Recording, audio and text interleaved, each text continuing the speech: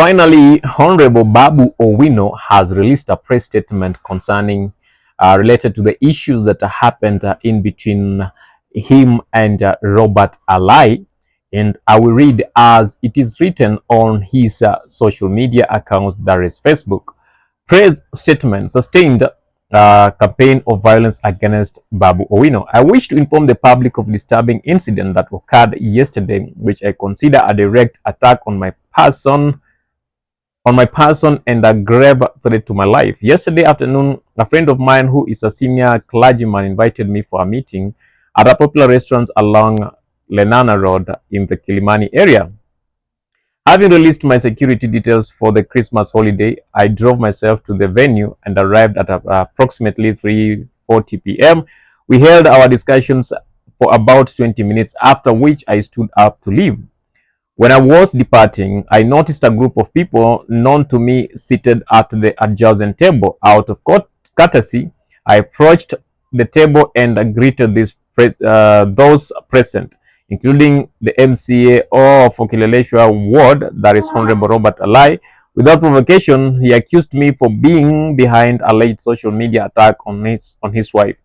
I calmly explained that I do not know his wife, that she has never wronged me in any way, and that I have no reason whatsoever to involve innocent family members in politics. It is not my style or myself to advance my politics by attacking women. I hold I hold out respected the ladies in the highest regard. I further pointed out that I do not even engage him personally, and therefore could not have engaged his wife. At this point, Honorable Alai became aggressive, pushed me, drew a pistol, and struck me on the chest and the jaw with it, all in full view of patrons at the establishment. I stood my ground and urged him to calm down, asking him to explain what wrong I had committed to warrant such violent reactions. He appeared to cool down, and we briefly sat, with another person positioning himself between us. Moments later, he again turned hostile, picked a glass of water from the table and poured it on my face. By then, a crowd had gathered, disturbed by his conduct. Upon witnessing this escalation of affairs and wishing to avoid any physical confrontation, I then immediately left the premises and proceeded to Kilimani police station, where I reported the matter.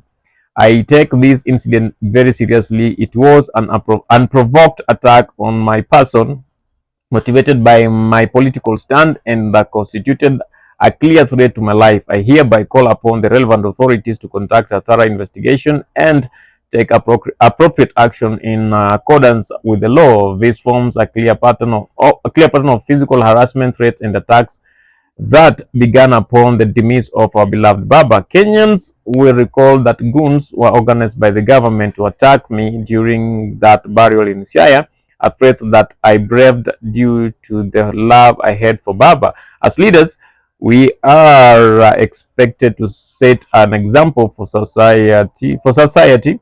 Some of us have come a long way and know better. However, our calm should never be mistaken for fear. We will always stand our ground in defense of our lives, our dignity, and our rule of law stands.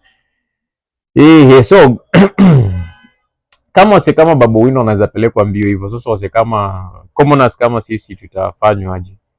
Tunaachiwa kwa mikono ya Mungu. Mungu atulinde, because Kenya becoming a banana nation where anyone can pull out a pistol and put it on you or do whatever they want to do, because they know maybe they are well protected, maybe, or they know someone who will do 1, 2, 3 stuff for them and out of.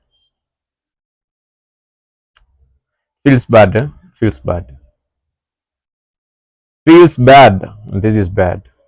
We hope the rule of law will follow its course, and justice will be given. Justice will be served, if there is any kind of justice.